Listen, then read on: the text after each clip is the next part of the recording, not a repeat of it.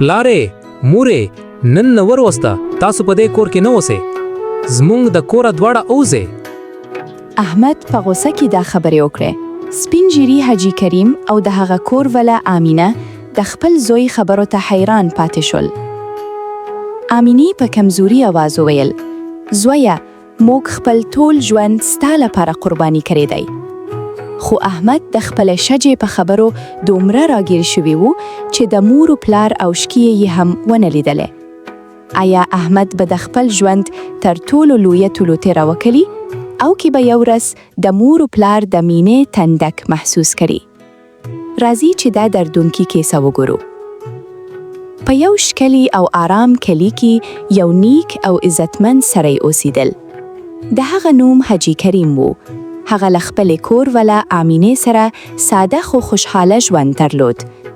دوی ډېر شتمن نه و، خو زړونه یې له مینې ډک و. د وادي له څو کلونو وروسته الله تعالی هغوی ته یو زوی ورکړ. د زوی نوم یې احمد کېښود. کله چې احمد پیدا شو، حاجي کریم دومره خوشحاله شو چې ټول کلي ته یې متاینې وویشل. هغه ویل: الله ماته تر ټولو لویه ډالۍ راکړه. احمد ورتر بلې لویدل. کله چې ناروغ شو، آمینې به ټوله شپه ترې چاپېره ناسته وه. کله چې به ژړل، مور به یې په غېږ کې نیوه. کله چې به لوغه وه، پلار به یې مزدوري کوه تر څو د هغه هر حاجت پوره کړي. کلونه تېر شول. احمد سکول ته شروع شو. حاجي کریم غوښتل زوی یې ښه تعلیم ترلاسه کړي. د همدې لپاره به هغه له سهاره تر ماښامه سخت کار کوه. کله به یې په پټیو کې کار کوه، کله به یې بارونه وړل، کله به یې په بازار کې مزدوري کوه، خو هیڅ کله به یې شکایت نه کوه. هغه ویل: زما د زوی راتلونکي مستقبل روشن وي. احمد هم ډېر هوښیار زده کوونکی و. تل به لومړی نمبر و. استادانو به پرې فخر کوو. هر ماښام به احمد د مور و پلار لاسونه ښکلول. هغه ویل: زه به لوی شم او ستاسو خدمت وکړم. دا خبرې به د حاجي کریم او آمینې زړونه خوشحاله کول. کلونه تیر شول. احمد ځوان شو. تعلیم یې مکمل کړ. حاجي کریم خپل ټول عمر جمع پونجي پیسې راوایستې. یو کوچنی کاروبار یې د احمد لپاره جوړ کړ. احمد ډېر محنت کولو. خپل کار سره به یې کار ساته او صرف خپل کاروبار له یې ټایم ورکوو. کاروبار ورتر بلې لویدل. پیسې زیاتېدې. کور خوشو. ژوند خوشو. مور و پلار خوشحاله و. دوی ویل: زموږ زحمت ضایع نه شو. هماغه وخت په کلي کې یوه ښکلې جینۍ اوسېدل. د هغې نوم سنبل و. سنبل ډېره ښکلې او هوښیاره وه. کله چې د احمد مور و پلار د سنبل په آرا واورېدل، هغوی د واده خبره وکړه. د دواړو کورنیو ترمنځ خبرې وشو. واده وټاکل شو. ټول کلي خوشحاله و. د وادې په لومړیو میاشتو کې هر څه ښه و. سنبل به احمد مور ته مورې ویل. د پلار احترام به یې کاوه. احمد به خوشحاله و. خو ورو ورو د سنبل چلند بدل شو. هغې به د کور کوچنۍ خبرې لویوللې. یو ورځ به یې ویل: ستا مور ماته په سمه سترګه نه ګوري. بله ورځ به یې ویل: ستا پلار زما په کارانو کې مداخله کوي. احمد به ویل: نه، هغې داسې خلک نه دي. خو سنبل به هره ورځ نوې خبره پیدا کوله. ورځې تېرېدلې. د کور فضا بدلېده. احمد ورو ورو د خپلې ښځې په خبرو باور کول پیل کړل. هغه نور د مور پلار خبرې نه اورېده. حاجي کریم او آمینه به په خاموشي ژړل.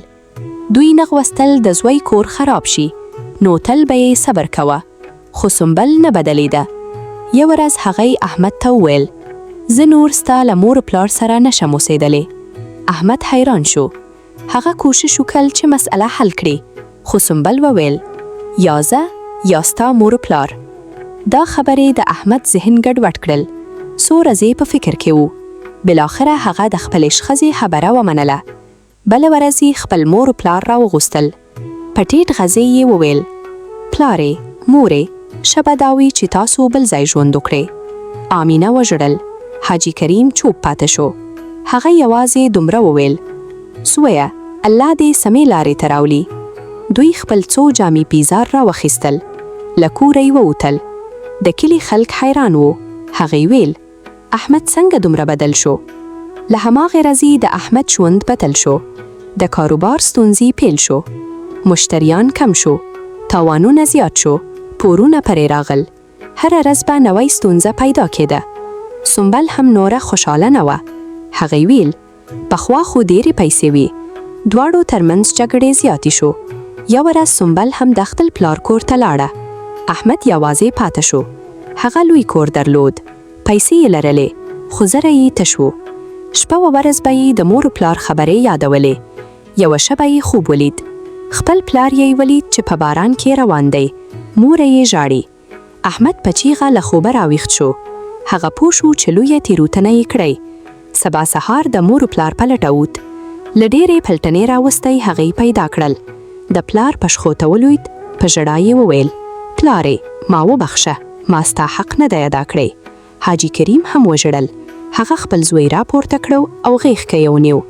آمینې هم زوی وبخښ. احمد خپل مور و پلار بیرته کور ته راوستل. سنبل هم وروسته د خپلې غلطۍ احساس وکړل. هغې هم بخښنه وغوسته. له هغې ورځې وروسته ټول په مینه او احترام ژوند وکړل. ملګرو، هغه مور و پلار چې زموږ لپاره خپل خوبونه قربانوي هیڅکله باید هیر نشي. د مور و پلار احترام د دنیا او آخرت کامیابی ده. هیڅکله د بل چا په خبرو خپل مور و پلار مه خفه کوئ. که تاسو ته دا سبق آموزه پښتو کارتون کیسه خوښه شوه نو ویډیو لایک کړئ، کمنټ وکړئ او د پښتو ټون هب چینل سبسکرایب کړئ. تر بلې ښکلې او سبق آموزي کیسې پورې په امان الله.